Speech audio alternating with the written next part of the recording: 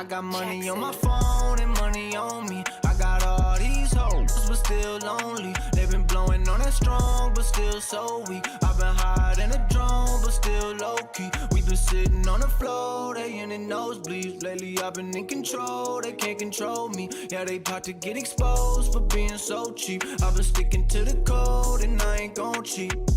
Yo, grew my hair and took the grill out. Think it's time to put it back in. Trying to get into that big house, turn the crib into the mansion. Needed something with that big bounce. You know I had to hit Jackson. Aaron Rodgers with the quick routes. How much the gang we packing? We on the field at Lambo. Mike Peel in a Lambo. Running drills in my camo. They know what the M stand for. Still got fam in Hawaii, yeah. Couple fans in the lobby, yeah. Couple grand in my pocket, yeah. Couple grams of wasabi, yeah. Eye it up, no glasses. Light it up, no matches. Wife it up, no ratchets. Might turn my wife to an actress. And we gon' make a movie, no Kim K. Give a fuck about what your friends say. I got money on my phone and money on me. I got all these hoes, but still lonely. They've been blowing on that strong, but still so weak. I've been higher than a drone, but still low-key. We been sitting on the floor, they in the nosebleeds. Lately I've been in control, they can't control me. Yeah, they about to get exposed for being so cheap. I've been sticking to the code and I ain't gon' cheat. I'm just sticking to the code, I keep it so G. She asked me what I smoke, I'm smoking OG. I don't fool with too many, only catch me 4 deep. Gotta stay away from snakes, swear these people so creep. I've been grinding for a minute, many labels so sleep. These rappers drop a song, be hot for about a week. I put Gucci on my toes, I keep some cold feet. I ain't paying for no hoes, you niggas know me. I'm about to body the beat. I keep me a hottie with me. She wanna for a fee. Give me that for free. Keep me some money on me. Yeah, I bet on myself. Yeah, I bet on myself. Yeah, I bet on myself. Yeah, I bet on myself. I don't need you, I do it myself. Yeah, I bet on myself. Yeah, I bet on myself. Yeah, I bet on myself. Okay, dream so big that they think I'm crazy. Let out the beast, no, they can't tame me. Don't play with me, better mind your business. I cannot stop now, I ain't finished. I'ma keep on going till I got that. Okay, the way that I'ma do it, they can top that. No way. Critics trying to hate, but I don't talk back, I know that. Plotting on the kid with the bull, tell him all that. I'm the one that I'ma gamble on, I ramble on. I'm about to get my ramble on. And I'm the one they really couldn't get a handle on. Then when they see they missed the boy, they get a tantrum on. And I know. What up, everybody? How's everybody? I feel like I haven't been live in a long, long time, but here I am. I tell you what, looking better than ever and sexier than ever, I must say. Pete Simonetti is here with everybody, and I am joined by a damn handsome man himself. I try. Hey, right on time. Look at that. I mean, I start like that, talking about how good looking we are. Look at this. You And then start people getting just start subscribers. subbing. People just start subbing. I love Maybe it. this is the new way just to go about business. But Right? maybe that's how I just start shows from now on. Yeah, just remind people. It's never bad to give people a reminder. You know, I just think so either. know what it is. You know what I'm I saying? don't think so either. Season Chitty chat, around- what up? It's good to know. What's up with y'all? How's it going? I Oh, see- the great John Brophy's in here. What's up with y'all, man? Happy Sunday. I know y'all ain't out there watching no Oscars. I know that. I know that. No, they're watching the designated spitters. Yeah. I tell you what, Pale Pete is looking really good today. I can't get over this. Look, we've had a couple of great days here in the Simonetti household, guys. So, you know, life is life. Life is happening, and the U is only going up, baby. That's right. Smacky to likey. Hitty. The sub. Chat, what's up, man? What are we talking about today, chat? What are we talking about? The hell the Yankees got going on? They got Super beat the chat. shit out today by the Braves.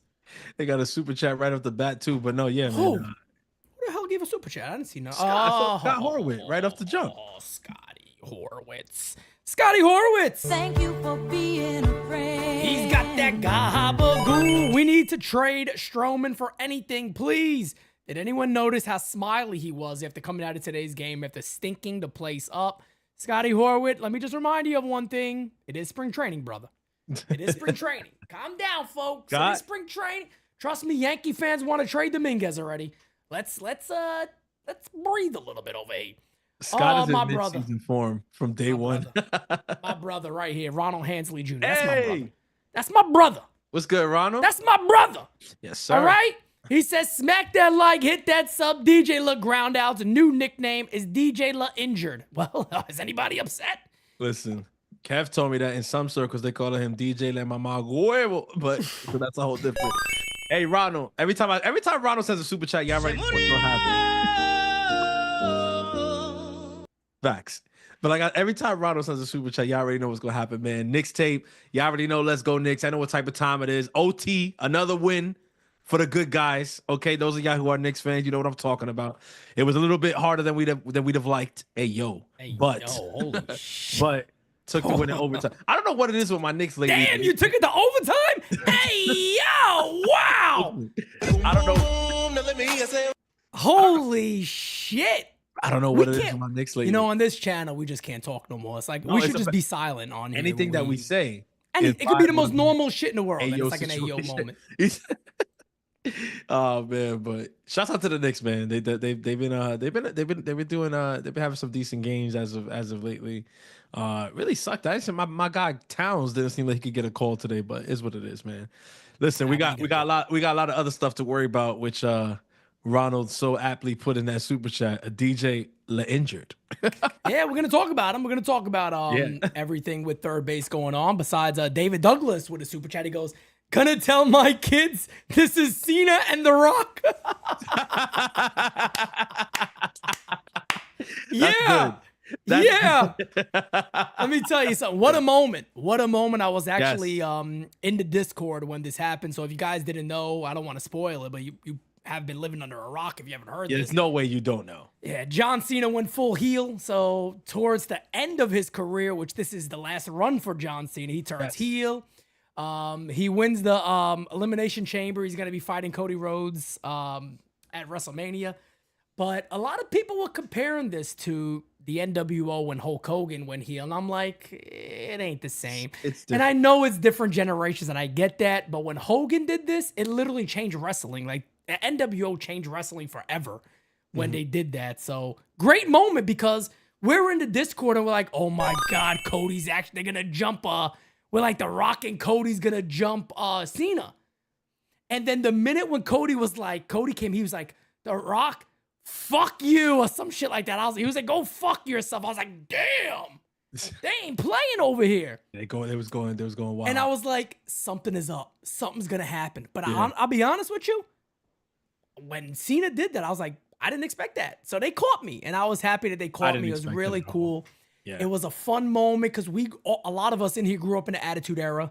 Yes. So we lived those amazing moments that was the Attitude Era. So to get something kind of like that, and the language we got and all that, it was fun. It was entertaining. It was exciting to see. So yeah, let's talk about what we're here for.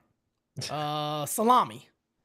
Let's talk about salami. That's what we're here talking. You know what? I still want that pastrami, you son of a bitch. Hey, you listen. enjoyed it. I didn't get to enjoy it. And you and Jira screwed me on this one. It was the Dykeman screw job. Yes. That's what we're gonna call that one. Yeah, I feel like Cody Rhodes with these two, what they did to me. Unbelievable. That was the Dykeman screw job. Listen, I know we gotta obviously shift into what you guys came for, but I feel like I'd be remiss if I didn't say, like, that moment though, like, it felt really good to have a moment like that where, like, people from our generation were all talking about wrestling again. Like, I love it in the Discord. A lot of the guys in the Discord, we all discuss wrestling when it's happening in a moment, so it's fun. That was great. I just liked it because, like, even on the timeline, like, I saw a bunch of people who they don't follow wrestling at all. They haven't followed for years. Yeah. But they were like, wait, what happened? Because, like, they knew something huge went down, and they were like, wait, like, what is this? What does this mean? And it was just like, oh damn, man, like, because if you've been watching, like, oh, it would have been that much more of a payoff for the people. But even I'm noticing people who don't even follow as much are still enjoying this moment as a real wow moment. Like, what the hell is going on here? Like, I mean, the funniest thing about the whole thing is Travis Scott just in the background, like, he's like doing nothing. And the worst part about it was he's like an NPC. Like, when he was like lifting up Cody's head and like trying to, like, was he gonna like punch him or do something? Like, bro, what are you doing? Like, get out of there, bro. He go in the corner. So then they try to compare him to when it was Hollywood Hogan and Dennis Rodman. I'm like, nah, bro, you can't do that. No. Dennis fit. Like, Dennis Rodman really fit. Yes. even Bad Bunny, when Bad Bunny was doing it, Bad Bunny was doing it like for real. Yeah. Like this is, I don't know. Listen, hey yo, again, even that was like a little ayo to me. But fuck it. every at this point, forget hit the about U-turn. it. Get we out of can't here. even talk. Everything's AO. Everything's an AO moment. But ladies and gentlemen, Yankee spring training is now a week plus in. We are 25 days away from opening day. I'm getting 25. 27th. 27? It's opening day, right? I saw 28 day. Oh, the 27th is opening Yeah, day. so 25 days away. Today's the 2nd. Tomorrow's the 3rd. We're 25 days away. That's right. From opening day. It's literally right in front of us, as our good friend Booney McBubbles man would say. But third base is now a battle that I think is maybe starting to get a little clearer. Yeah. And all the Yankees had to do to kind of get a little more understanding of what's happening at third base is to play DJ LeMahieu one day. In one game. Give him one start. Go out there and play. He tweaks his calf, and DJ LeMahieu is more than likely not going to be able to start the year with the Yankees. It kind of feels that way already. Aaron Boone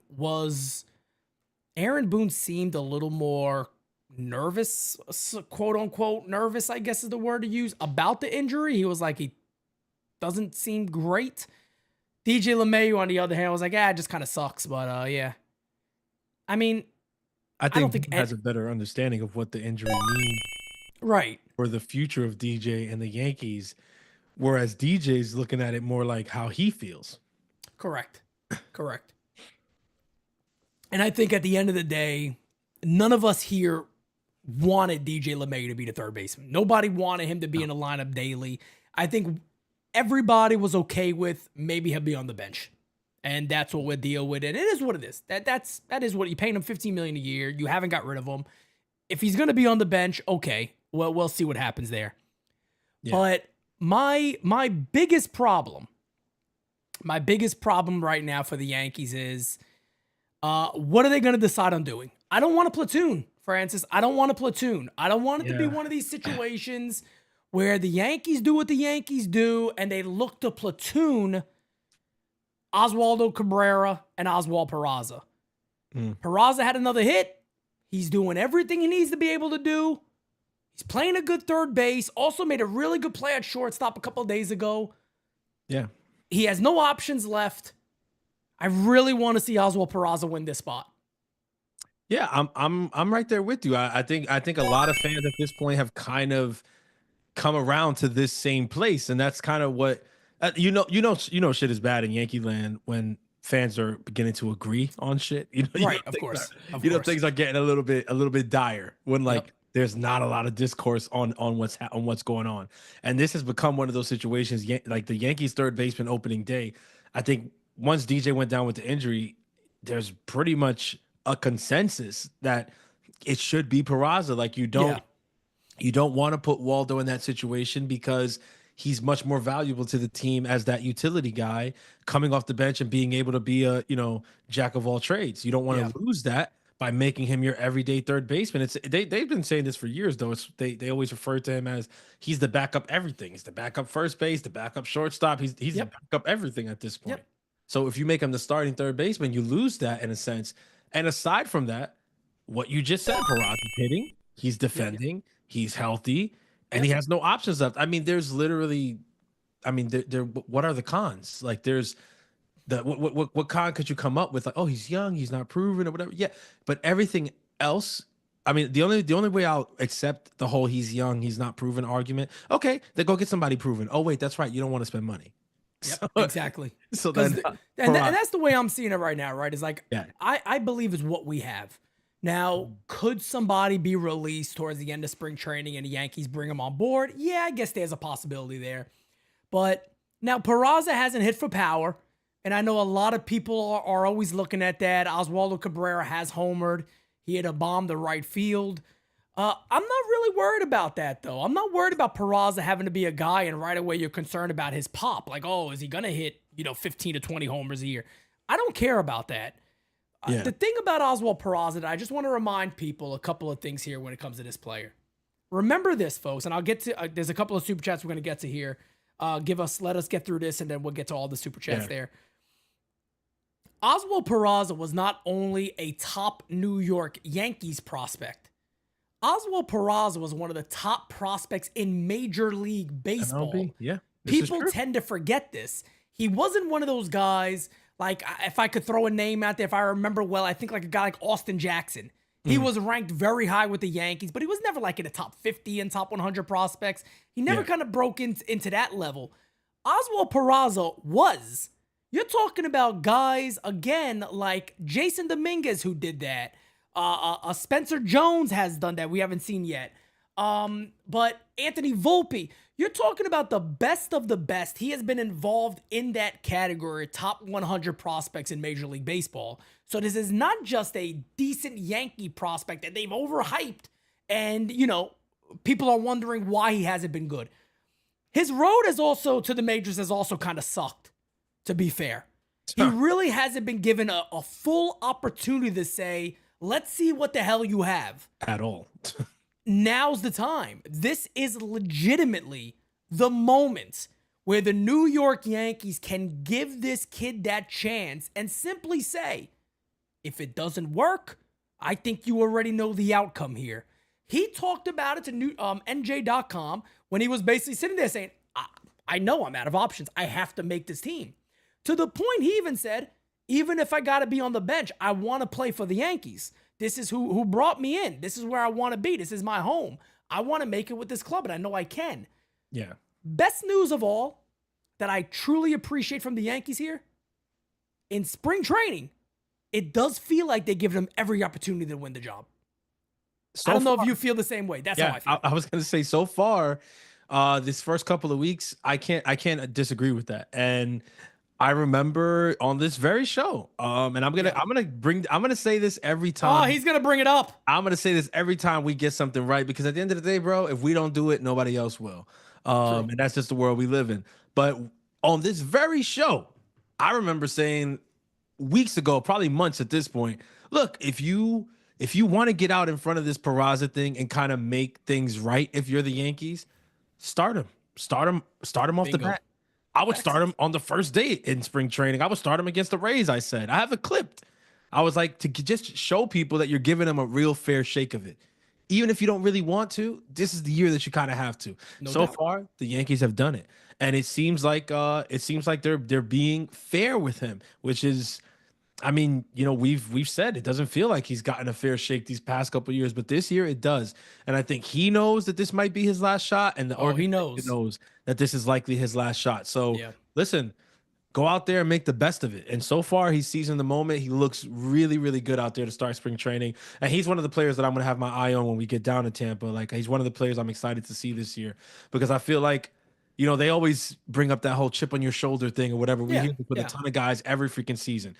I feel like nobody has it as much as Peraza right now, though. Facts. Like, he's well-deserved. He has every reason to play with a chip on his shoulder right now. Yep. It's a big moment for him. Yep, no doubt about it. Rocket Man with a super chat. He goes, the Reds need a starting pitcher. They have too many infielders and don't have a spot for Matt McClain, who plays third base shortstop. Look at his numbers. In 365 at-bats, he had 290, 16 homers, 14 stolen bases, and an OPS of 864. Go check him out right now. Okay, so we better go do it right now, unless you know, Rocket Man's gonna throw us both a beating. No, look, there's options out there, man. Look, I know me personally, I'm never in the business of let me figure out what's a smart trade to make. I obviously look at certain players and think they can make sense. But as I said before, I'll be honest with you guys. Francis said it, and he's right. The Yankees haven't looked to go out there and spend any money. Joel Sherman kind of came out and said, hey, they're out of loot. They're out of shkadal. They don't have money. They're not looking to spend anything. And you got to remember one other thing. Louis Heal's hurt. Yeah. So, yeah, shit kind of happens. Remember, it's not just Chase Hampton's out for the year. That's depth for the Yankees. JT Brubaker got broken ribs. Got hit with a comebacker. It's going to happen. This is, unfortunately, this is how the game goes. You can never have enough. So for the Yankees, look, they're probably sitting there thinking, hey, one thing we can say about Marcus Stroman is the first half last year, he was really good. And he'll be there. If it Model of gets health. to the situation that we have this guy for a couple of months, and then maybe we eventually move him or wait for something like that to happen and kind of play it as it goes. Look, I know people want the guy off the team, but I know Will Warren looks good too. I get that. But do you want to dump out all your depth to start the year? I don't know. I'll be honest with you, where I'm at right now on that situation, if the right deal presented itself for Stroman, and what I mean by the right deal is they're taking, say, 70% of the money and up, I'd still do the deal. Oh, me too. Because to me, where the Yankees are in no man's land in terms of their team salary, their payroll, it doesn't make any sense to be over by the little amount that they're over. Like, if you're gonna go over, go way over. If you're not gonna go over, then stay under. Right now, they're in no man's land, and I get it. There's still the whole season. They can end up trading somebody away at the deadline, and that prorated salary can just get them under that last threshold, maybe. But like, they're in a weird place with salary right now. So if the deal presented itself, would I do it? Yeah, because Will Warren looks good, and you still got Cookie there. And listen, Cookie's not an attractive name by any stretch of the imagination, but it is what it is. Like, that's what you brought him in for, to kind of fill that role. Well, he's different this year. We're one injury away from you literally saying there's no way in hell I trade Stroman. You know why he's different this year? Cookie? Hold on. Where's this going? Cookie has a new name. Oh boy. There's a new pitch he's throwing. Oh, which labels him as now the cookie cutter. The cookie cutter. With the cookie cutter, he is a brand new man, folks. He is throwing a cutter like nothing else you've ever seen before in your life. It is called the cookie cutter. The cookie cutter. Puts a little Pam on his fingers, and whew, there goes that cookie cutter. I'm getting old. That's a dad joke. It's a dad joke. Dad, uncle joke. We're old. This is designated uncles over here. Designated uncles over here. I'm gonna tell you right now, though, the Yankees and their cutters, you knew it was only a matter of time. The cookie cutter. Cutter, I'm excited. Did you see Paul Skeens' cutter? Guy's just filthy. I mean, it's stupid. I mean, as if he needed anything else. No, he didn't need anything else. And this guy's just adding more and just killing everybody in the league. Dude, Kyle Malay. Kill a lefty this season. A Unbelievable. lefty is going to die in the batter's box. Trying to hit Paul Skeens this season. Kyle Malay says, can't wait to watch Fried's spring debut tomorrow. Yeah. Yes, indeed. Maximus is on the mound tomorrow for our New York Yankees. David Douglas says, come on, David. You keep talking about Mike Trout, brother. Come on now. Would Trout make sense? Hear me out. He can DH and play outfield when needed. Angels, I bet, would eat money in their situation. Probably not. I highly, highly doubt the Yankees are looking to add a long-term contract still, even though Mike Trout is a great player when he's healthy. I highly, highly doubt they would even consider doing something like that in general. But also, why would the Angels eat money in that deal? I think people forget the fact that these teams the lower level teams still have to spend money. So like the Angels are kind of in that situation where if they traded away all of Mike Trout's money, they'd be having to spend that same money on a lesser player. Like, you know what I mean? Like, maybe 2 or 3 guys who aren't going to sell the jerseys that Trout sells, who aren't going to, there's no, like Trout, even when he's on the injured list, he still makes the Angels a ton of money because they can do sponsor, they can do like giveaways and stuff like that. Mm-hmm. He's still selling jerseys. He's still doing commercials and stuff like that. Like, yeah, I don't know, guys. We gotta just think more into these things or whatever. It's not as cut and dry as we think sometimes. No, it's just a lot of people just, again, you know, you got days of MLB The Show and all this stuff, and shit. There's a whole business aspect that goes along with getting somebody like, I love Mike Trout, somebody like Mike Trout, but there's obviously there's just so much shit that goes along. Yeah, way too much. With all that, but DJ LeMahieu again is out. Again, you guys know he has a calf injury. So again, look, I don't think there's any. It really just feels like the Yankees and everybody know about DJ LeMahieu at this point. Like it's like the worst kept secret on planet Earth that everybody just knows that this dude just doesn't have it no more. He's It's like Cersei and Jamie Lannister. 100%. It's like, they're upstairs clapping cheeks. We all know it. And then we got to play stupid when they come downstairs and they got children that don't look nothing like King Robert, damn it. Looks nothing like Robert Baratheon. That poor man had a tough time. Give me something for the pain and let me die. Oh man, he said DJ LeMahieu and the Yankees. It's the worst kept secret in the world. Bro, it's the worst. They all know it. They're out there trying to hype this man up, and come on, man. I mean, Brophy had some great footage of him taking BP and stuff, and it's like, oof, brutal, just brutal stuff. It just doesn't look good, man. Like, you just look so off and beat up, and DJ was apparently like, after this, he's like, "Is this a sick joke?" You know what the sick joke is? Yeah.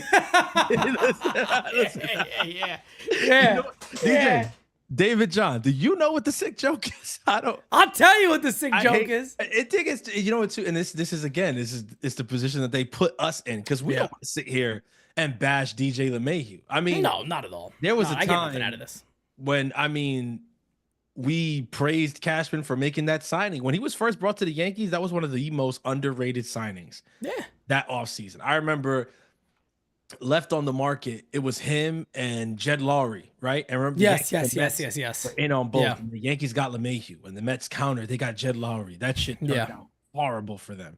But the first 2 years of DJ were amazing for us. And Cashman didn't want that move, though. That wasn't Cashman. That was Jim Hendry. Oh, look at that. There you go. Yeah, Jim Hendry was the one that that pushed for that deal. And then, I guess at the end of the day, DJ kind of really put the Yankees in a spot because he played so well. Because I think Cashman wasn't happy with bringing him back. So they extended it out. The second contract. The second contract, Cashman wasn't happy about bringing him back. Yeah. And all that, which was understandable. I think everybody, look, when it happened, and I always say this, I'll deal with that shit down the line. But in the moment, how are you upset about the extension? Everybody was. That's the thing. There's people who do that now today on Twitter. They're like, of course, because he struggled. I'm gonna always sit here and say, you guys wanted him. You guys wanted 100%. him. It's like, 100%. first of all, when the time came, and he was a free agent, and they had to offer him that 6 years, $90 million, right? At that time, all the people who were like, "Oh, I wouldn't give it to him," there was no way that you knew that he was going to look this bad in 2024 and 2025. Okay, so now you looking back and say, "Oh yeah, you guys want to shut up." Yeah, you didn't. The thing is, you didn't have a crystal ball. You can't predict this kind of fall off. Well, remember this with DJ too. DJ was never a home run hitter. No, he was along the lines of guys like Jeter, that he would drive the ball to right field, grounders in the hole to right field. Yes. He was just the type of hitter that you're like, this is one of those guys that is never fast. He was never fast. No. He was never a burner. So this is a guy you would expect. Yeah, he could probably extend it to be out there a little longer. I don't know if it's the injuries. I don't know what it was. But DJ LeMahieu is obviously not the injuries or whatever. He's not the same guy he was before. So look, I always say it. If the Yankees felt that's the way they wanted to go about it, I'm okay with that. Whatever. The last couple of years are gonna hurt. Well, we'll deal with the last. But that is what makes the Yankees be the Yankees. They can deal with that and just say, all right, now it's time to cut ties. Based off the rumors that we've heard, they wanted to cut ties last year, and Aaron Judge came to the rescue to say, Phantom IL him or whatever. I don't want to do that. We shouldn't do that. And again, it wasn't only Judge. Apparently, there's more veterans in the clubhouse. I'm assuming Anthony Rizzo had a loud voice while he was here and all that. But yeah, moving past a couple of more injuries that the Yankees are now dealing with. Louis Heal's a big one. Started the bullpen session, shut down the bullpen session with right shoulder discomfort. Yeah. Never anything you want to hear with a pitcher who's utilizing that right shoulder for all the torque, the power, and everything. It's never something you want to hear. No, not welcome news on the Yankees fans' timelines the last couple of days in terms of like the injury front. The Louis Heal stuff is worrisome because shoulder. Yeah, just no. Like you just no.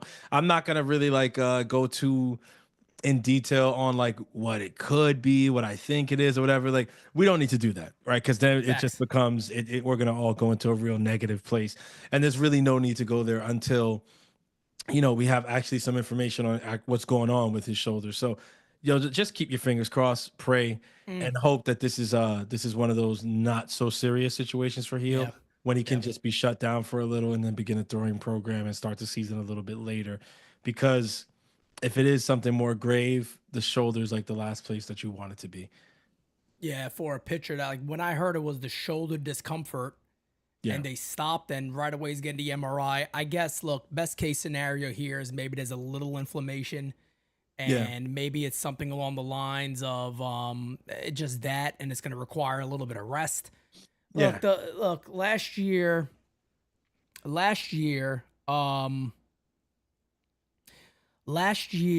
we lost Garrett Cole for a long period of time, obviously, and he's the ace. And I'll be honest with you, seeing him get through his spring training start made me very confident and very happy. He looked good.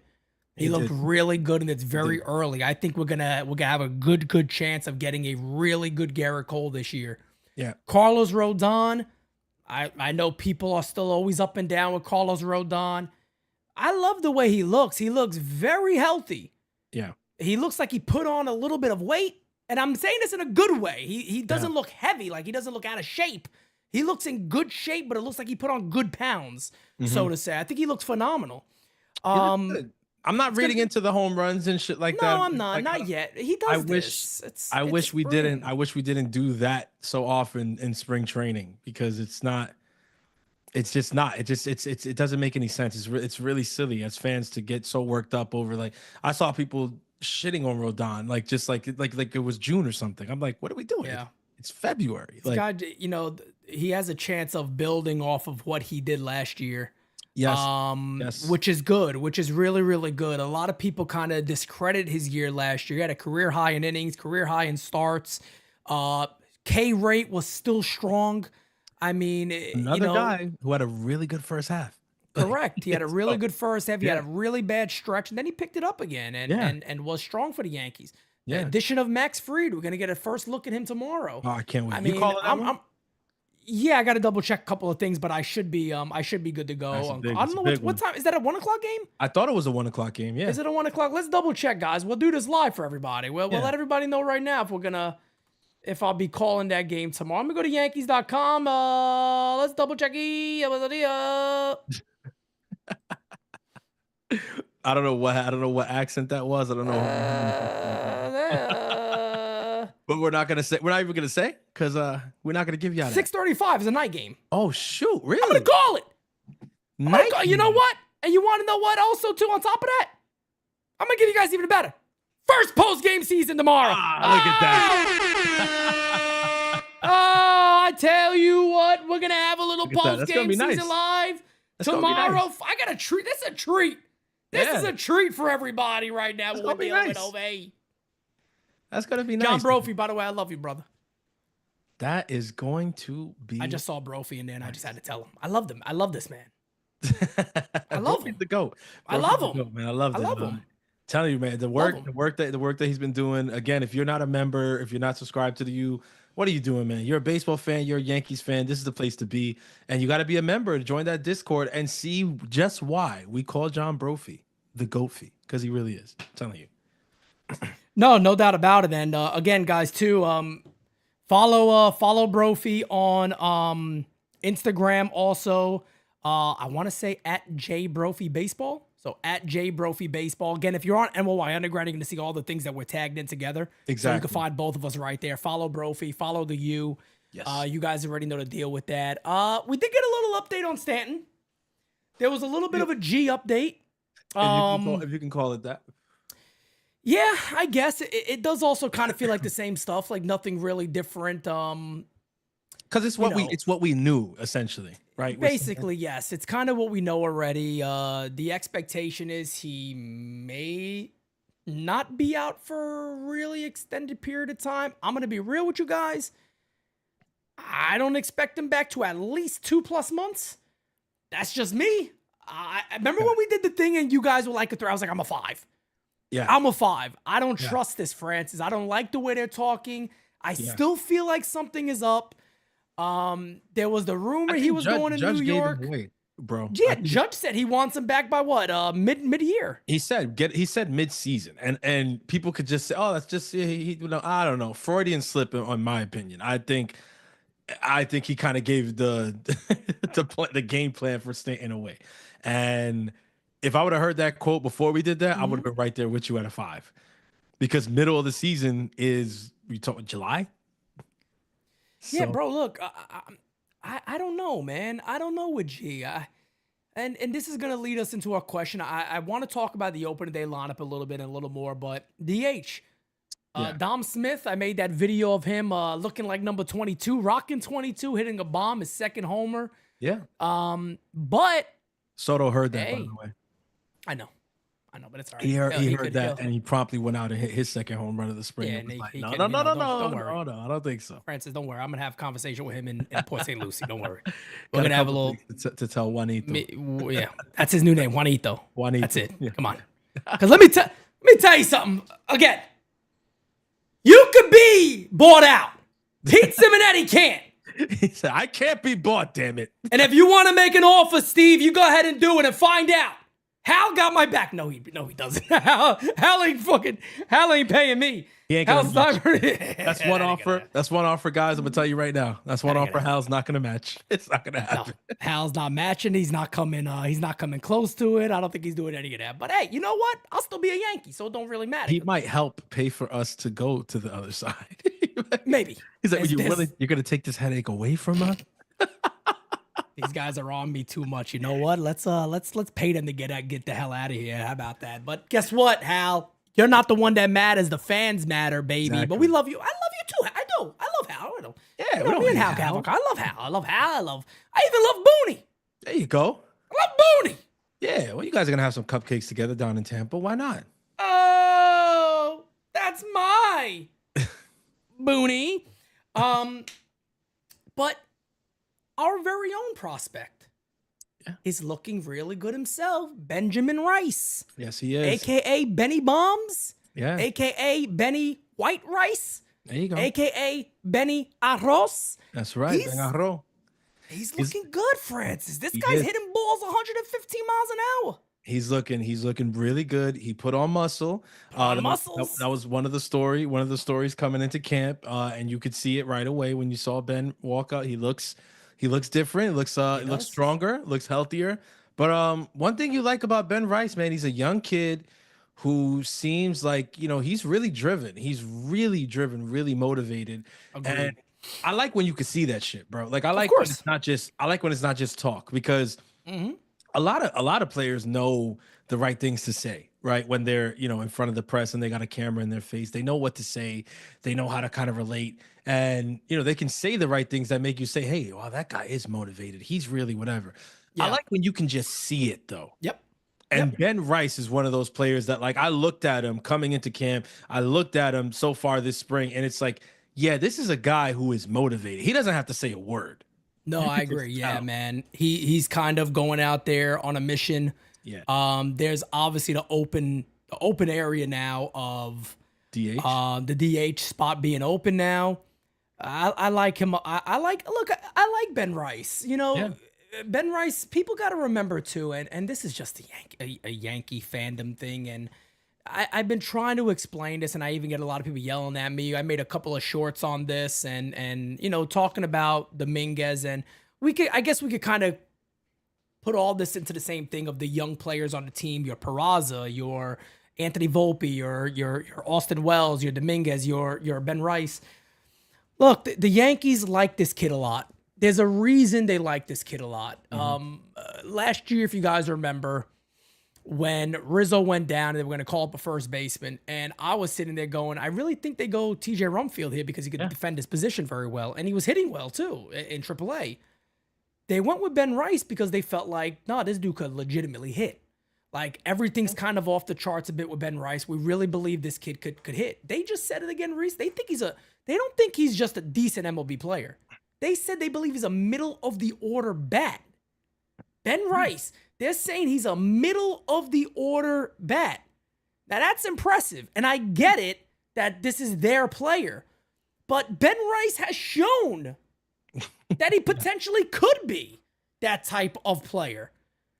And so for the Yankees, he's gonna get every opportunity. But like you said, he is showing it early on in spring training. He's trying to win. He wants that spot.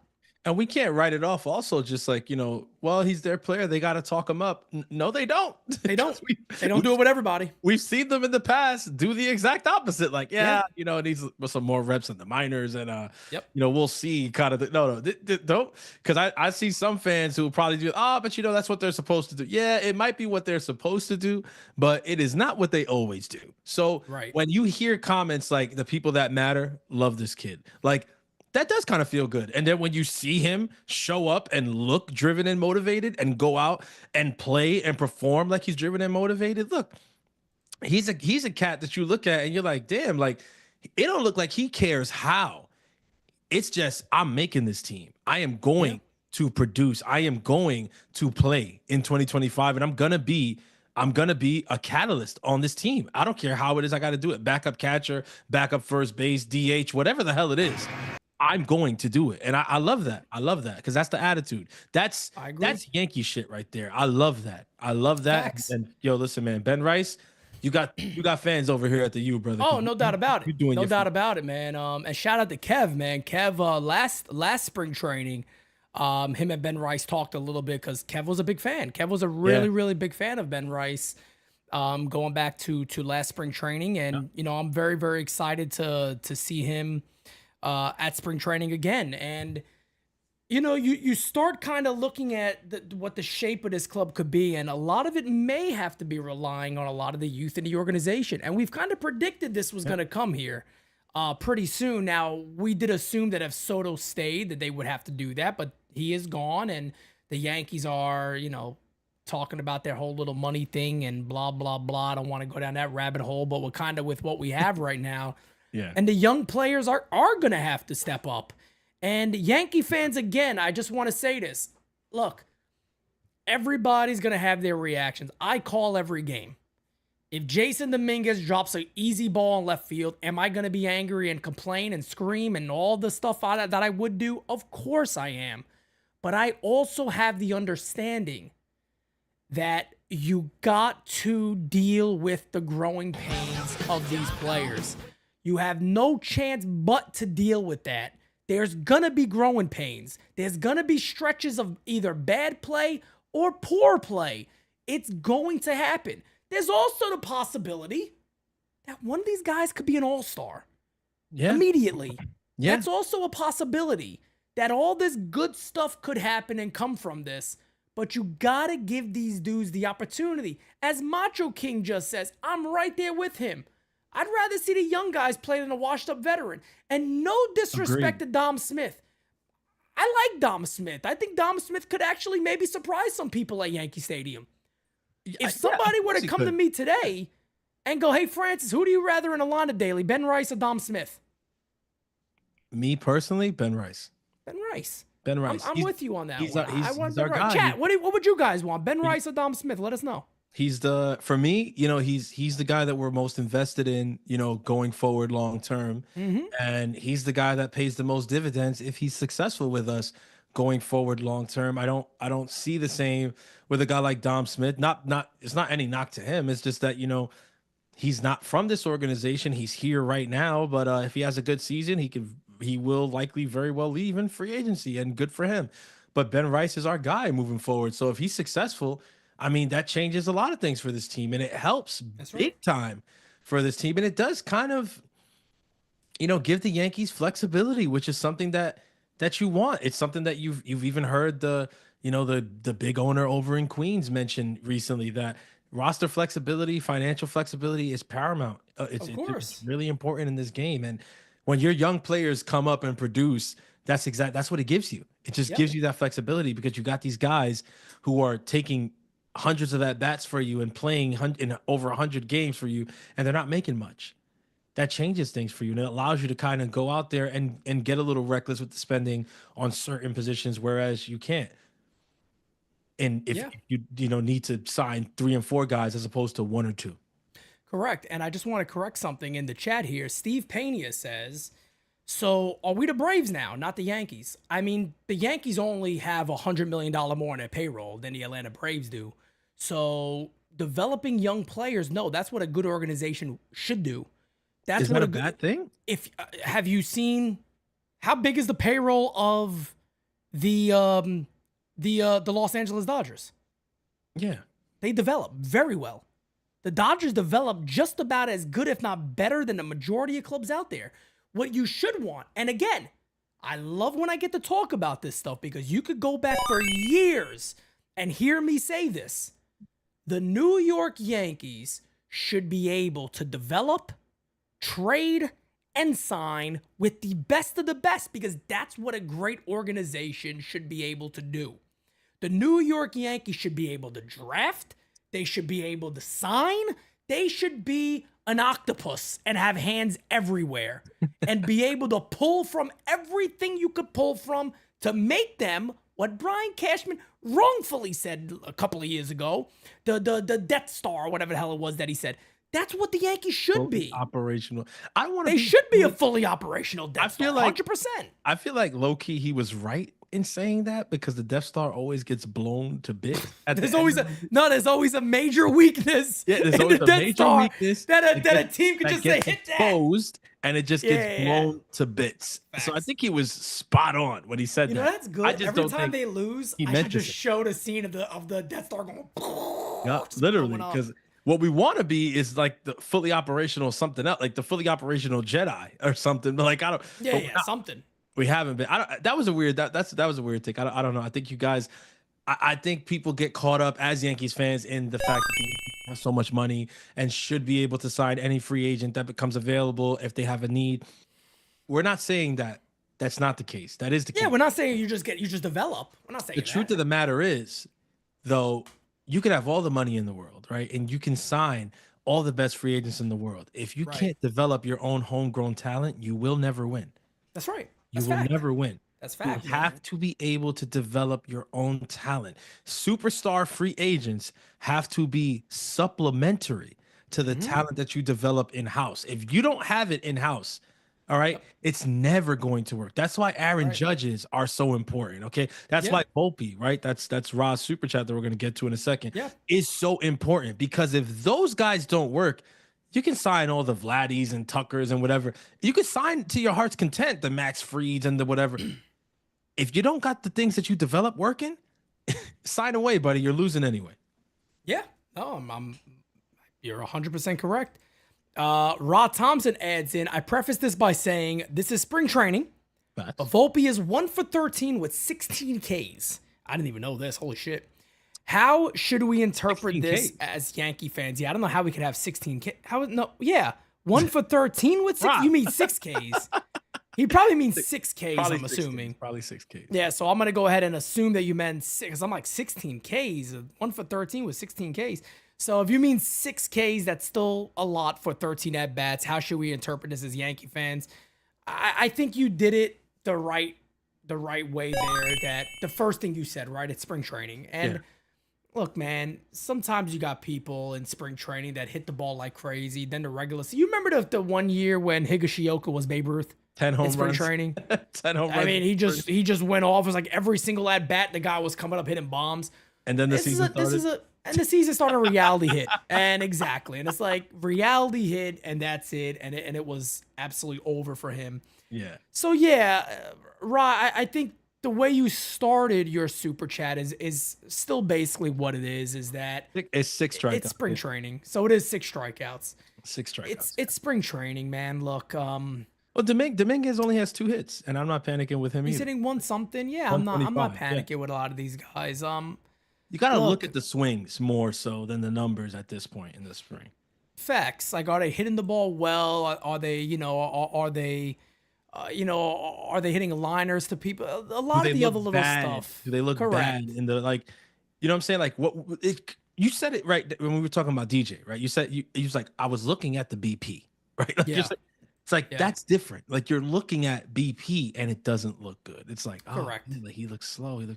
But like, so far, what I've seen of Volpe, he doesn't have very many hits to show for it. I mean, he did hit a pretty good shot the other day, which looked pretty good. But other than that, like, He's looked right about where I expect him to look so far. Even Dominguez is only 2 for whatever, but he's been hitting the ball really hard. And he's not missing by much sometimes or whatever. Like, yeah, it's kind of like you want to see what the swing looks like. You want to see what the contact is looking like. If they're not finding grass in the end of February, beginning of March, I mean, I don't think it's too much of a worry. Right. No, I agree with you. Frank Quotez says, "Hi, Francis. Do you think without Stanton, Heel, and Clark Schmidt, we could get to the World Series?" Well, Clark is on the right path right now. Yeah, he seems like he's good to go. He should. I don't think Clark is slated as currently, to be missing much time, if any at all, once the real season starts. In terms of Heel, Stanton, yeah, some people might say I'm crazy for saying this, but like, yeah, if you lost Heel and lost Stanton, I don't think that's an excuse for not making a World Series. No, I still think the Yankees could and should find a way to get back to that World Series. Yes. Oh, 100%. They're the Yankees. Like there's no denying that. I agree with you. I mean, you still have in the rotation, right? So look at the Heel situation, right? And we're hoping that, again, I don't even really want to do this because I'm hoping that the Heel stuff isn't as dire as we can think. Right. Say it's worst case scenario, right? And you don't have them. Well, you still got Garrett Cole, Max Fried, Carlos Rodon, Clark Schmidt, Stroman, Warren, Cookie Cutter. Like Cookie Cutter. You got hella depth in that rotation, and it's very, very strong at the top. No doubt. To the lineup, look, Stanton is definitely a presence that will be missed, but more so in October. Throughout the regular season, Stanton is more of a luxury than like this like necessity in terms of like what makes the lineup go. Because he has long spells of time where he's just non-existent and he disappears, and the Yankees still find ways to win games. So it's not to say he won't be missed at all. That's a lie. Definitely come October, you definitely will miss his bat in that lineup. Big time. Again, I don't think it would be an excuse. Whereas would they use it as an excuse? Should that happen? Of course they will, 1000%. Yeah. But should it be? No. Yep. Agree with you. Rocket Man adds in, if Ben Rice rakes, then buy Vladdy for next year. I think you're getting very, very much ahead of yourself there, buddy. I think, yeah, I he could have think a you're Vladdy getting he could have Vladdy's numbers from last year, and I still wouldn't say that. Yeah, I agree with you 150%. Like you're talking about a player that, yeah, he's going to be cost controlled and all that, but if you're also, again, you're talking about one of the better hitters in the game in Vladdy. So, that's the one thing I try to tell Yankee fans all the time, and I never tell anybody how to fan, but lower the expectations. Let players surprise you. That's kind of how I go about it. Yeah, man. I like to have players kind of surprise me a little bit, as Christian adds, and this is a good one here. Pete, do you think we can see a Jackson Merrill type season from Jason Dominguez? Look, man, I think the potential is there. Yeah, Jackson Merrill's a really good player. He is. He's a really good player. He is. So I think the potential is there, but we got to see. It wouldn't shock me. It wouldn't shock me at all. But it also wouldn't. I wouldn't be shocked. I'm there with you. It wouldn't shock me if he didn't have like a Jackson Merrill type season. Just kind of where I'm at with him though. What am I expecting for Dominguez though? Something along those lines. Yeah. That's what I'm expecting, right? But I'm in the same token, I'm saying it wouldn't shock me if it didn't happen because of what you're saying. Like these guys are young players. Like you can't like demand it, really. Of course. You gotta give them a shot. And that's why, again, we talked about this stuff for so long, and I don't want to keep going back to the Soto negotiations, but it's one of the things I always brought up why it would be so important. Because it allows you to kind of relax and wait on those young players to become who they're supposed to be. Yes. Because if you have those two MVP players in the middle of your order, it's like, well, you're always going to perform. Like you would assume that you're going to have some good offenses with those players in there. Mike Thompson, we got the brother Thompsons in the chat today. Sir. What up, Peter Francis? Ra has lost his mind. He said, my brother wants to be co-GM with Judgy. Wow. Holy shit. Damn, Mike. That's Mike's out here taking shots at everybody. On a wow. Sunday night. He said, Wow. le GM. Listen, man, don't get me started. Did we talk about the judge comments the other day that had people in the tizzy? Did we? No, we didn't cover I think we did. Did we not talk about that? I thought it was last time. No, I'm talking about the recent ones where he said, the people that want to be in New York and wanted to be Yankees. Oh, no, we didn't talk about that. Okay, we'll talk about that. We'll get to that. I mean, shit, we could talk about that right now. Somebody, Steve Payne just asked, is there going to be an all rise tomorrow? No, there will be no all rise tomorrow.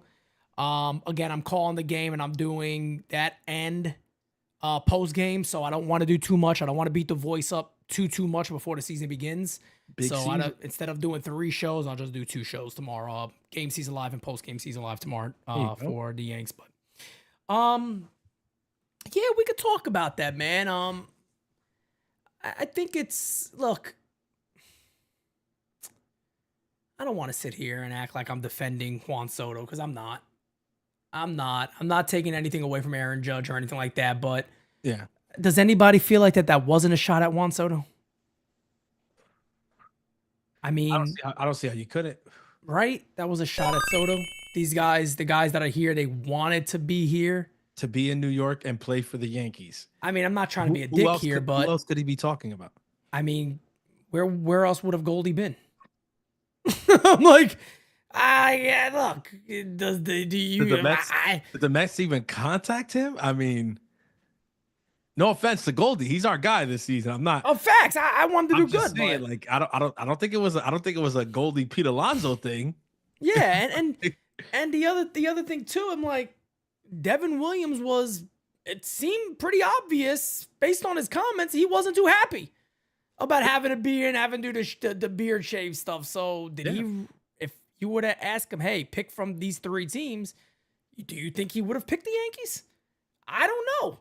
At this point, before that was done, I don't know. Now, he got traded to the Yankees. He didn't really have a say in that. Be honest. But that's a little different. I'll be 100% honest. You bring up a good question, and I'm going to say it just in case people don't know. But if Devin Williams was given a choice, you can stay in Milwaukee, we can trade you to the Bronx, or we can trade you to LA.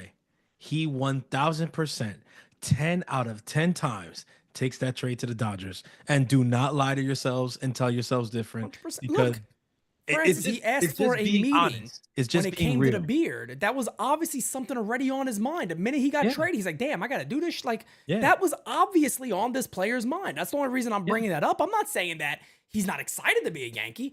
All we're saying is that did he really like, oh, I can't wait to be a Yankee.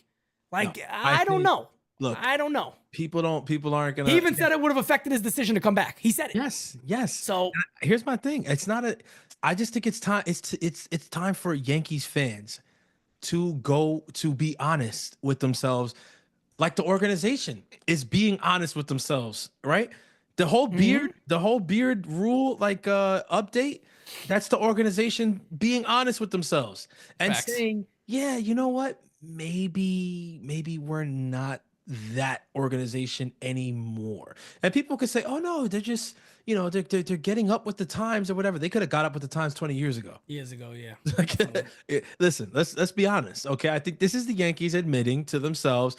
I mean, you're not ahead of the pack in terms of spending anymore. You're not ahead of the pack in terms of winning anymore. You're not ahead of the pack in terms of anything that you used to be able to claim 20 years ago.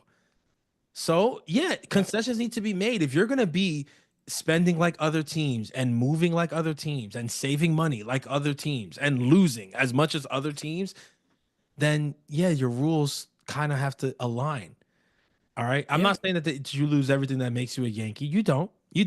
Right. There's still very many things that set the Yankees apart, right? And we don't have to sit here and name them. There's still a lot of them. But I think that's it. And I think the fans are the ones that are having a tougher time with these rules, realizing that this isn't the same organization that you might perceive them to be. Like, there's a lot of players right now in the MLB don't see this team the way that we see the team as fans. Right. I think Devin Williams is a prime example of that, man. And I really think that if he had his choice, before everything that happened afterwards, he would have chosen the Dodgers. No doubt.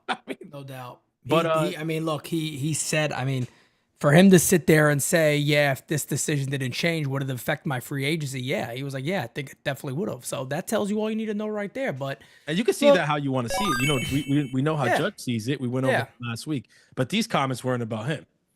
No. And that's what I'm saying. I'm like, look, is Judge correct that you want players to play for the Yankees that want to be Yankees? Yes. But again, look, I'm simply saying this, folks, and I'll say it again. Like I seen some people in the chat saying they feel like Judge felt betrayed. How? Like, what was the attachment of Juan Soto to the Yankees? They went to the World Series, cool. But what was the attack? He didn't come up in the system as a Yankee. No. He didn't play 3 years with the Yankees, and it's like, hey man, we went on this run, we finally got to the chip, and now you're leaving? Like, are you kidding me? We got to finish work here. We got unfinished. Yeah. The dude came here 1 year, and he was. If not, and again, I'm just being real. If Yankee fans get upset about it, hey, get upset about it. He was the de facto reason, offensively, that they got there. Let's be real here with one another. This is not a shot at Aaron Judge, who didn't perform. No problem. It's not. We love Judge. Judge does it in the regular season. Yeah. I believe Judge is going to have a post. And Judge 100% knows this. It's not taking a shot at Aaron Judge. I'm just simply saying. There was nothing that Juan Soto had that I can sit there and go, I mean, the loyalty. He was not loyal. He was not loyal. He betrayed us. It was 1 year, and Juan Soto wanted the biggest contract of all time. He said that for a couple of years. Did I think he would be a Yankee? 150%. Did it bother me when he left? 150%. When I see him in a Mets jersey, does it still bother? 150%. Does he look better in a Yankee? 150%. He looks way better in a Yankee jersey. Not even close. Even he knows it. Even he knows it. He's I'm gonna gonna let him know it too. this season, but he knows. I'm gonna let him know. First thing I'm saying to him is that right there. What the hell is this shit you got on? That's exactly what I'm saying. But anyway, he's not a Yankee, brother. You're right though. No loyalty. No loyalty. Look, guys, and my only thing I'd say with Judge is really simple. You're the best friggin' player in the game. Yeah. Do you got something to prove in October? You know you do. We know you do. Every fan knows you do. But you should be 3-time MVP Aaron Judge. I still consider him a 3-time MVP. Forget that other one. To me, he's 3. He was robbed in 17. He was robbed in 17 from Altuve. You are the best player in the game. You took less money to be a Yankee. You came up through this system, though. You know what it means to be a Yankee. You know about the legacy. Guess what? Maybe he didn't care about it. He doesn't have the experience that Judge has, though. That too. That's what I'm saying. Thing.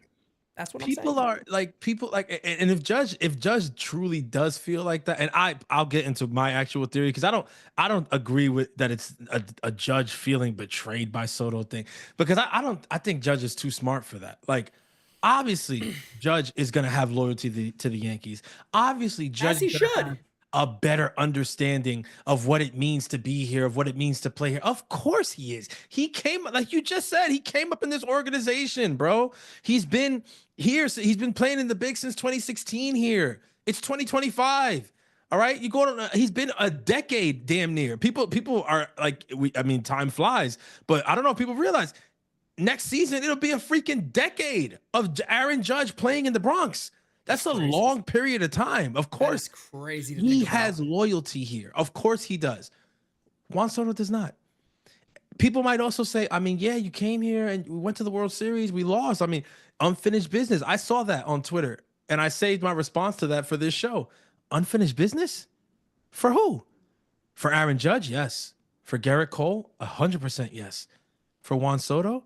No, he won in 2019.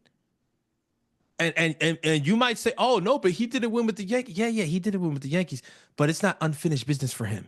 He's won with a team. He's got a ring. It's locked away in a safe somewhere, real safe. He's finished that business before. Okay, so yeah, he didn't win last year, and it probably left a bad taste in his mouth for all of 35 seconds. Yeah. Then he realized that he was going to be a free agent and had a chance to pick wherever he wanted to go, and was going to become the richest player in all of baseball, and forgot all about it. All right. His new mission is trying to do the same thing with the team across town. You know what I'm saying? God bless him. Yep. But unfinished business for Juan Soto? No. It's not the same for him. It's unfinished for guys like Judge who have been here all these years and built towards that moment. Juan Soto didn't build towards that moment. He came in at the end and was one of the most important pieces that helped push us to that moment. And That's then right. Short. All right. That's right. It's time to do it again. Now Cody Bellinger's here. Paul Yeah. Gold is here. Jazz Chisholm is Yeah. here. Max Fried is here. These guys, all those names I just mentioned, none of them have as much skin in the game as Aaron Judge. They all just got here. Yeah. They're all pieces that we're all hoping are going to be integral in us finally finishing the story, right? Yeah, and Cody. and no facts. And at the end of the day, too, when it comes to Judge in general and this whole team, is the guys that were here and lived through the World Series last year. I really hope you do have a chip on your shoulder. Yes. And I really do hope you guys are truly ready to go out there and win this season. And again, you know, truly go out there playing to win. A lot of the errors the Yankees made before, hopefully they, you know, have a great chance of making up for it. Rocket Man adds in, the DJ injury has to put Cashman on the phone. I think, to be fair, I think Cashman's probably been on the damn phone if he has any sense. I think he's probably been on the phone trying to figure something out, and as of right now, nothing has really, you know, paid off for him. But I still think he's probably on the phone, to be honest, or seeing the waiver wire out there eventually that's going to happen. I could see all that stuff there. Mike Thompson again says, yes, Pete and Francis, I just told Raw about this BS today. Let's talk about Judge's passive-aggressive LeBron James crap. We just did. Yeah, you just heard us talk about that. But, you know, friggin' Judge, man. I just need him to do something big. DJ Steele says, you think they keep the beard policy if they win? Yeah. Wait. They're not going back on it now. They would Keep the beard? Yeah, man. They're never nuts. going to go back on that. They would look absolutely nuts if they went back on it now. And to kind of finish the whole Judge stuff or whatever, the comments there. Comments, funny. I think the comments, or I think whatever animosity there could be between Judge and Soto, I don't think it's about betrayal or anything like that. I think it's more so it's a difference in attitude, right? These are two alphas, right? Let's put that out there first. All right. Two alphas who alpha in different ways. Okay. Yeah. Juan Soto is the extrovert, right? He is the showman. He is the, in your face, I'm better than you. I mean, he hit that home run in Cleveland and literally threw the bat screaming in Spanish, I'm the best. Yo soy el mejor. Like, I'm the best. Pounding his chest. That's Juan Soto. That's how he does it. Aaron Judge alphas by hitting a ball 500 feet and looking down and acting like he's been there and done that before because he actually has. Right? Which way is right? Which way do you like better? That's your opinion. It's up to you to decide. But these are two different attitudes, two different alphas, two different guys who go about things in different ways. And I think what Aaron Judge is showing to us now with these comments is he doesn't really like guys who go about things the way that Soto did. And he's within his rights to have that opinion. But I think Soto's within his rights to go about things the way that he did. Yeah. I think both of them, like, this is maybe not the answer that people want us to give. They want us to give like the clickbait hot take answer here. Yeah. I think the truth of the matter in this situation with Judge and Soto is that they're both right. I think Judge is right that people, came to New York who actually wanted to be Yankees, and people should want to be Yankees and stuff like that. And I also think that Soto is right in saying, bro, I freaking busted my ass since I was a kid in the Dominican Republic, trying to put everybody on my back, my family on my back. I trained in hot summer days. I trained in cold winter. I trained everywhere. I came up here, came up with the Washington Nationals, won a World Series there before I was even legal. You know what I'm saying? I won a World Series that I couldn't even drink. Okay. All right. I've been doing this shit. All right. I deserve every freaking dollar available to me, and I'm going to go out there. I'm going to get it. And now that I got it, I'm going to make whatever situation I'm in look like it's the best situation possible, because that's what I'm here to do. I'm here to sell. Juan Soto now invested in the team in Queens, so he has to be a salesman. He has to say that this is New York's team now, that we're going to take over, and we're this, and we're that. Of course. I mean, what else is he going to say? What else is he going to say? People, and he's going to sit there and say, well, we're the Mets, but the Yankees are still of course. He's not going to say that shit. Of course. Well, it was funny, too, when they brought that up to him. It's like, Aaron Judge, this. He's like, I think every team in baseball says they're going to win the World Series this year. Yeah. Let's be honest here. Of course I'm going to say, what did you guys expect? You know, what was I gonna say? Nah, I think the Yankees are still the best team in baseball. No, like there's no friggin' way in hell. No, and here's especially just not as more, a Met. just one more thing to kind of finish off and why I don't even want to use the word weird that Judge kind of seems to like take a couple of. Look, I'm not upset with Judge saying what he said, so I don't want it to come across as like, oh, but you want him to talk more. I'm very cool with Aaron Judge saying what he said. Yeah. I'm okay with that. He's right. All I will say is this. A lot of the rest of the team never said, nobody on the team has said that, though. Aaron Judge is the only one. I've heard multiple interviews. Yeah. Carlos Rodon was extremely high on Soto. He's like, I loved him. He was great. Anthony Volpe, kind of surprisingly, was like, he was an amazing teammate. Like, he really helped all of us. Yeah. Like, you didn't hear one bad thing about Juan Soto was like, I saw this one coming. You didn't really hear that besides from Judge. Judge is the only one that was like, I kind of felt it's all coming. And, I mean, you guys really want to be here. Like, unless there's more to it, and I don't want to speculate, apparently they spoke on the phone, they FaceTimed together, and everything was cool. They were having fun. They were joking with each other. I don't know. Look, it's done. Soto's a New York Met. Guess what, folks? None of us, look, I don't follow the Mets. I always say it. And guess what? It's the same damn thing for me. If I see a highlight will pop on the screen. Yeah. Would I see if Soto's hitting 320 in May? Yeah, I'll take a look at it. Yeah. But other than that, guess what, folks? It's the fucking New York Yankees. That's what I care about. Yes. That's my team. If Aaron Judge wasn't even on it, they're my team. If next year they're going to win 61 games, they're my team. Still the team. Nothing changes that. Yep. I could like Soto all day. Hell, I could go visit and say hello to Soto. Guess what? Yeah. I don't give a shit about what him and the New York Mets do next year because I only care about the New York Yankees, and that is it. That's all I care about. Whatever he does, whatever happens over there, doesn't affect us. It is what it is. I mean, it sucks, right? I hope Judge has that same mindset. Fuck that. It's done. It's over. Exactly. He didn't want to be here. Cool. Yeah. If you do. We know that. Judge can do away with so much of this BS and all this stuff by having an amazing postseason. Like literally. And I believe he's going to. And has an amazing postseason in the post-Soto era. Like, he can shut up so much of this nonsense. I believe in him. That's what you do. Shut him up with the bat. You know, Judge is one of those weird guys because it was like A-Rod. He's like, bro, you're too good for this. Yeah. Like, fam, you're too good. And you're even different than A-Rod because Aaron Judge could do the Emmanuel Clase at bat. It's like, bro, the man just tapped the baseball. Like, you just got to make contact, fam, and the ball's going to go. Like, you don't even got to, like, square this shit up or nothing like that. Judge is just like, I could just tap this shit off the end of the bat. I got a chance to go out at right field. I'm like, man. That's what's so weird about it. He puts a lot. I think he just puts a lot of pressure on himself. I think that's all it is. He's the best player in baseball. Everybody knows it. If I'm honest with you, I think that's all that it is. It's 100%. It's an immense amount of pressure that he puts on himself because he knows that he's the guy. I'm the guy. I'm the captain. I gotta do it. I gotta put the team on my back. I can't let my team down. And it's like that mentality is what's letting your team down. Facts, no doubt. Jesus King Chavez says, "What's up, Pete? Let's go Yankees, baby." Sir. I'm gonna add one more thing into what I said about the New York Yankees and Aaron Judge this year. This is gonna be really simple. You know when I want to hear Aaron Judge throw a shot? When you're fucking holding up number 28. Hold up number 20, and I'll be mad if you don't take a shot then. That's the perfect time to do it. Shot. That is the time to do it. Francis, yes.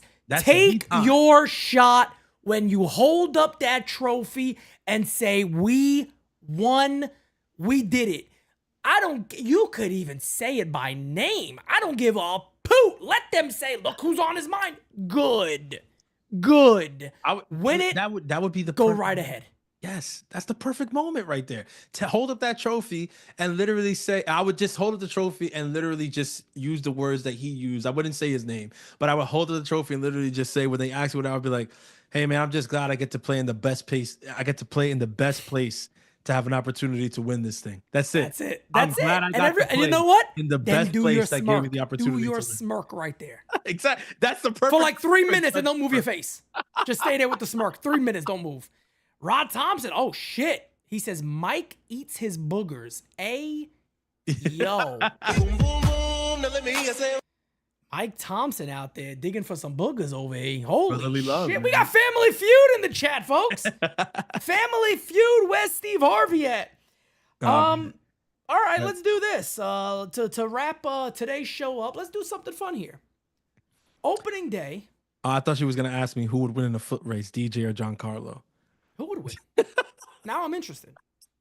Shouts out to Sierra. I saw her post that on Twitter. I don't think I voted, but I had a really good laugh.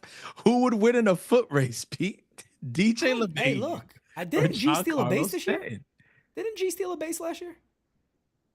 He might have, yeah, actually. Now that you mentioned I think he stole a base. Look, that he alone makes him doesn't win in my run mind. the way that, like, we know this, right? The way that Yeah. we see him run in games, like, that's not really the way he runs. Mm-hmm. Like, we've said it. Like, Yeah. he's clearly been given a directive, like, gee, like, don't run hard. Like, we can't have you injuring yourself on the base pass. So, like, you kind of have to go with Giancarlo, right? No, he actually, Francis, we are so fucking wrong, bro. He hasn't stolen a base since 2020. What? Yeah, facts. Okay, so then he has not stolen a base. Rewind that. Defensive indifference, because there was something I remember. I vividly remember him taking a base, but it might have been a situation where it didn't matter and it was defensive indifference. Okay, so he hasn't had a stolen base since 2020. Most wild thing in the world, though, is he did have. I mean, the man had 13 stolen bags in 2013, but he was pretty fast when he first came up. You know what's crazy though? They've told him like 12 years ago. They've told him like not to run. So Yeah. everybody's assumption is, oh shit, this guy's legs are really beat up, and now it happens to be his elbows. And it's, Damn, you can't win, fam. I don't think it's so much that his legs are beat up. I think it's them just saying like it would be the worst possible thing for us to let Giancarlo Stanton injure himself on the base paths when that's not what we pay him for. True. Like, we don't pay him to steal bases. We don't pay him to be quick on the base. To go first to third. He don't have to do any of that shit. We pay you to punish baseballs. So do that, and that's it. Like, facts. Mike Thompson again. Oh, there we got Mike says, Pete, thank you for the A-Rod Judge comparison. Ra is now mad at you. Oh, shitsters. Okay. But no, guys, the last thing I want to do to get ready to wrap up today's show, what would your opening day line be right now? So we can kind of, let's go, you know what we do? Let's go, we could do position by position if you want, and then put the lineup together, or we could just go 1 through 9. What do you want to do? Either way, I could, because if I go 1 through 9, I'd be giving people the positions anyway. So yeah, want to do that? From there, let's do that. You want me to go? All right. Rock, paper, scissors. Rock, paper, scissors. All right, Rock, paper, scissors. Ready? Rock, paper, scissors, shoot. Shoot. Why am I so delayed? Are you? Do it again. Rock, paper, scissors, shoot. You won. You pick. Oh, you know what it is? I realize why I'm delayed, because we do rock, paper, scissors, says shoot, and you do shoot. I just rock, paper, scissors, shoot. Okay. I take words out. I gotta do less speaking. All right. So what? I go first. Okay. So just your leadoff batter and position. Got it. Leading off, and playing. Damn, is this going to be controversial? I shouldn't be. Leading off and playing left field, I'm going Jason Dominguez. Okay. Leading off, playing left field, Jason Dominguez. I'm going off, leading off, playing left field, Jason Dominguez. Batting second and playing center field, Cody Bellinger. Batting second, playing center field, Cody Bellinger. Yes. Batting third and playing right field, the captain, Aaron Judge. Batting third, playing right field, the captain, Aaron Judge. Aaron Judge, yes. Okay. This is where we might start changing. Yeah, Let's see. This is where it's gonna get interesting though. Batting fourth and cleaning up, playing second base, Jazz Chisholm. Get the fuck out of here. Batting fourth, playing second base, Jazz Chisholm. You have Jazz too? Yes, I do. That's crazy. If we get the same shit, I swear to God, bro, honestly, I'm gonna fucking end the whole stream. This is wild. Okay. And I'm freestyling right now. I'm going just based off like what I have available to me now. Okay, so batting fifth. He's Professor Charles Xavier. Okay, let's see. This is where it gets tough. Actually, no, this is pretty an obvious choice. I was think. figuring. Batting fifth and playing first base, Paul Goldschmidt. Batting fifth and playing first base, Paul Goldschmidt. We have to change. Okay. Soon, I'm assuming. So left, I have my shortstop, my third baseman, and my catcher, right? And Correct. my shortstop will be Anthony Volpe. My third baseman will be Oswaldo Peraza, and my catcher will be Austin Wells. Yep. Oh, I didn't put my DH. My DH is Ben Rice. DH, yep. My DH is We Ben have Rice. all the same players, by the way. Okay, so we have all the same players. So we got all the same players. Let's see. So that's already confirmed. Now it's just where I'm going to put them. Yep. Okay, so I just went Paul Goldschmidt batting fifth, right? You did. And playing first base. Yep. So now it's to the point where I know the Yankees see Ben Rice as a middle of the order bat, but do I put him in the middle of the order on opening day? That might be a lot. It's tough. I'm gonna be honest here. I'm gonna finish it out lefty, righty, lefty. I'm gonna finish it out lefty, righty. Of course lefty, you are. right? I'm gonna finish it out lefty, righty, lefty. Oh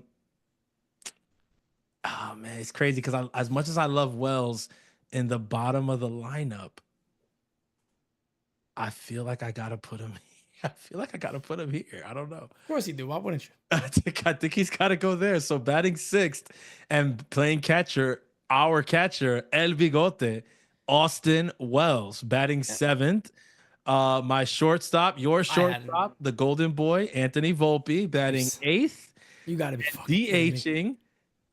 Ben, I'm right. And You gotta be rounding out fucking kidding the me. lineup. It's the same damn lineup. And playing third base. That's the same line. This is ridiculous. That's This is fucking wild, bro. I'm leaving. Let's go. Let's go, boy. That's wild, though. He left. We lost Pete, guys. This is unbelievable. I mean, this is honestly unbelievable. You guys don't even know the half of this. That's hard to do, though. I'm gonna hold on. A lot of people wouldn't pick that lineup. Hold on a second. He probably has it written down, knowing Pete, he wrote it down. No, I do. I do have it written down. I know you have it written down. You heard me before the show. I said it's in my notes. I have to find it. Ah, there you go. Okay. The other day, folks, listen to this. This is how crazy. This is not the only time. This has happened to me and Francis many times. Oh, this happens all the time, actually. The other day, we're talking, and I go, bro, I found this hat. This shit is fucking fire, bro. Fire. I'm gonna buy this hat for spring training. Yeah. Francis goes, he sends it. You mean this one? The same fucking. We ordered it. We got it the same day. Ordered it on the same day. This hat right here. We got this hat the same exact day. And mind you guys, just so everybody's aware, when I wear this hat, it's gonna be the day of Cocaine Pete. Listen, man. I've heard good outfits. I'm sure you guys watched a little bit of the Oscars. You probably saw some. From what I'm hearing, Pete is gonna put all those people to shame. Okay. Cocaine Pete. Okay, it's different. But this is not the only time that this has happened. This guy comes out of nowhere. I said, look what I got in the mail today. He goes, hey, look what I got in the mail today. Literally. Well, it's funny because when Pete said that his hat came in the mail, I couldn't wait to get home because I was like, damn, I bet you mine came today too. Just because that's how shit works out. That's normally how shit works out. I can't believe that we have the same lineup. And I literally went off. I went off the top of my head just with the players that I knew I want in those positions. Yeah. But like the ordering, I was doing it in real time. But again, Tony Rivera, by the way, that would be fire. If you could do that, Tony, that would be fire. Because I'd rock the UWO in the same colors with a white tee. Oh, that would be. I'd rock that shit. Oh, the spring UWO. Yeah, that would actually be fire. So it's what is it? It's teal and pink. Teal, pink, white. And there's like sometimes shades of orange. It's like a shade of orange shade. Yeah. Shit, if you can do that, yo. T. Rivera, Tony, just look. You would think South Beach colorway. Anytime you think South Beach colorways, it's that teal, pink, sunset oranges and stuff like that. And then it has to be on white. He said Charles Francis Xavier. PD Yayo. Yo, Rob Pineda called me PD Yayo. PD Yayo. That's my name that day. Rob, that's my name that day. PD, I'm not going to answer to anything but PD Yayo. PD Yayo that day. That's it. Listen, that part of the vlog is probably going to be hilarious already. I'm already seeing it. I'm hearing music. I already can see it. It's going to be good. Facts. Spring That's crazy. brother. We got the same exact lineup. Jason, chat. What do you guys got? We got Dominguez. Yeah, go over it again. Go over it again because I don't. Dominguez, Bellinger, Judge, Jazz. I thought you were gonna go Goldie and not Jazz, but you're doing a lefty righty like I am. I like Jazz in the cleanup spot. Me too. I know people are like traumatized because he had some bad performances there in the playoffs last year. Jazz Fuck is that. the fucking man, bro. I love Jazz is the man. And look, Jazz has to. People gotta understand is Jazz has to be good too, man. We need him to be good. Yeah. Goldie, Austin Wells, Volpe, Ben Rice, and Oswald Peraza. And look, I'm gonna keep it $150 with you guys.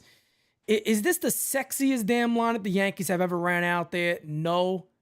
Is there quite a bit of real life potential here? Yes, there actually is, man. There actually. I'm a big Miami Vice fan, by the way, too. So. Miami Vice is the colorway. Yeah, that's the but Miami Vice. South Beach. I'm a big Miami fan, Vice. man. Bro, I'm a big fan of.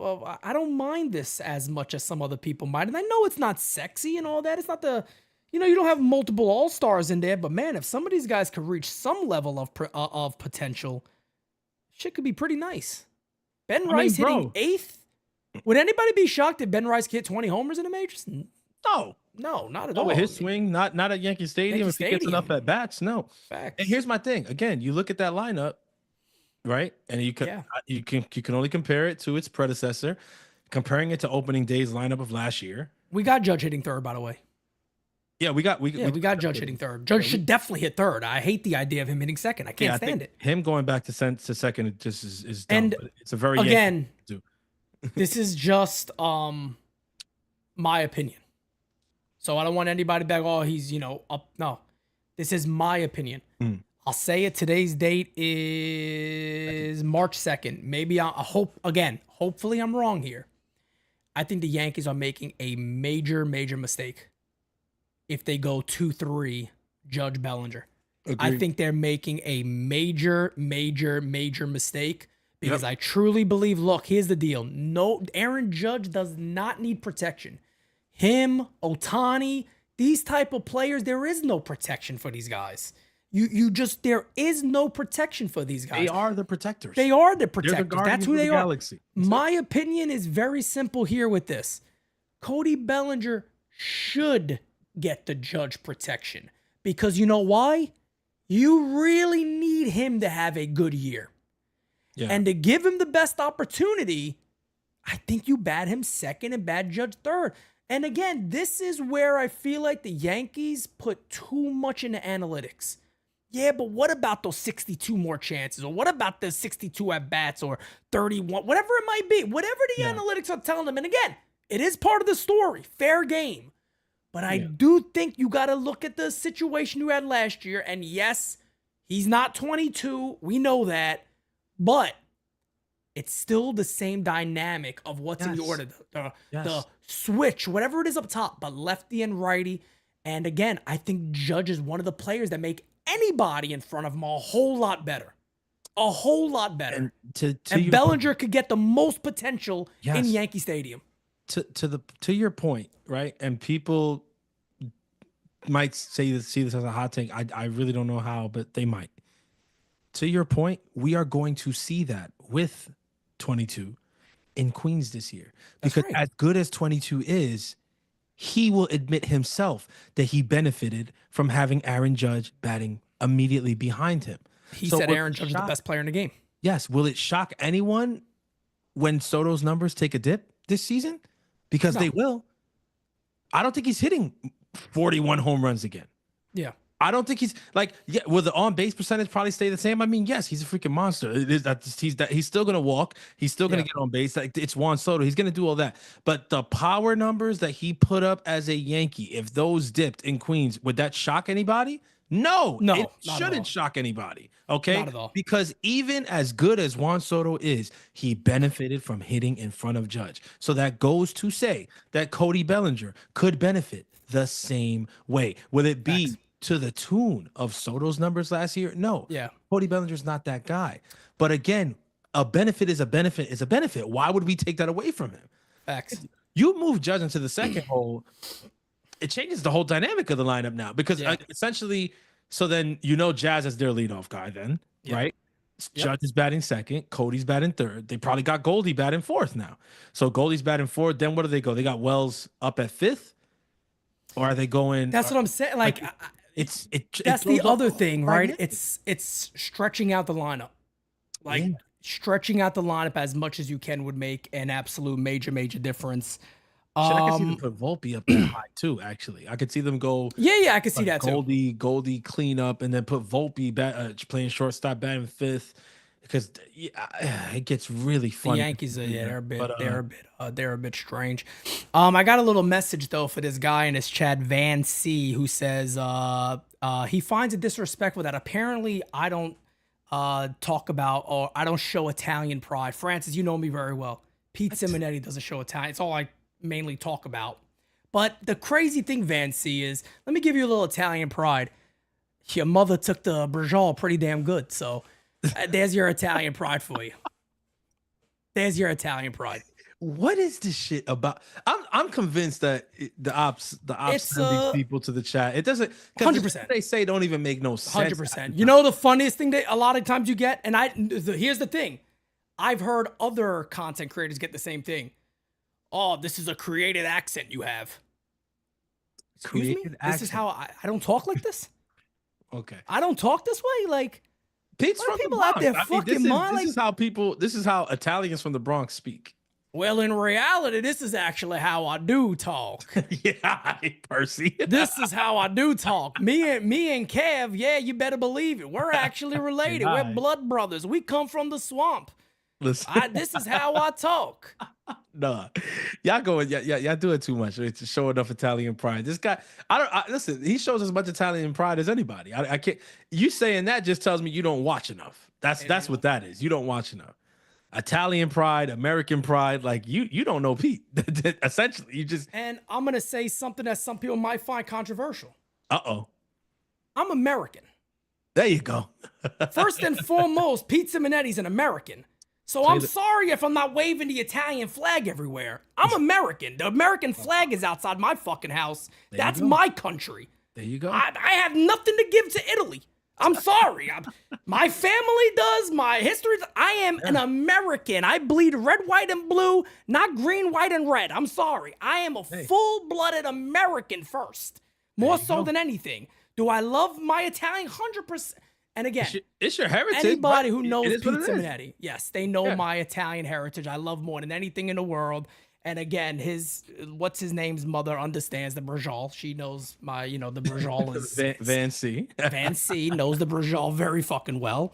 But yeah, man. I mean, look at the end of the day, people are jerk offs. What are you gonna do? You got your offs and your wads. Between the jerk offs and the jerk wads, sometimes you gotta get out. Got a lot of American flags in this chat. Holy shit! A true patriotic moment here at the U. Patriotism at the U, man. We love it, man. God bless America. It is what it is, baby. It's the land of the free, home of the brave. Hold on, can I say to them my real accent real quick? God bless America. America, land of the free, home of the brave. Listen, yeah. Listen, you want to see true patriotism? I want to see. You go back to a clip from last year's home run derby where Pete and myself were utterly disgusted at the mockery made of our national anthem on the world stage. Okay? You don't do that.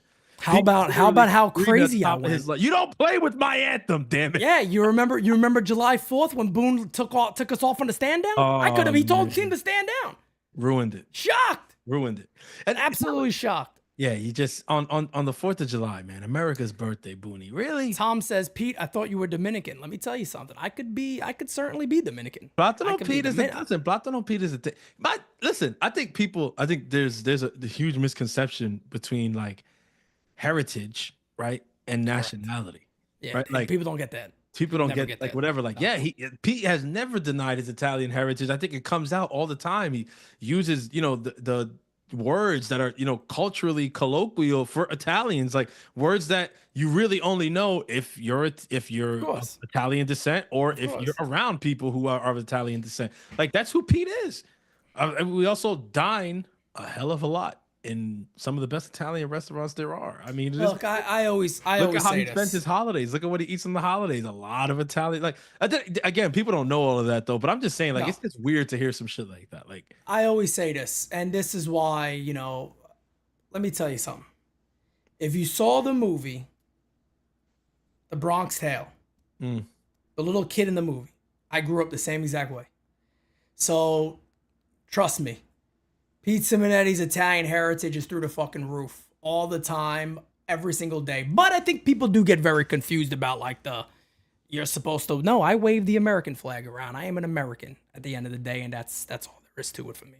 Yeah, American. People. Jira says the same shit. Jira says the same shit. Jira was saying.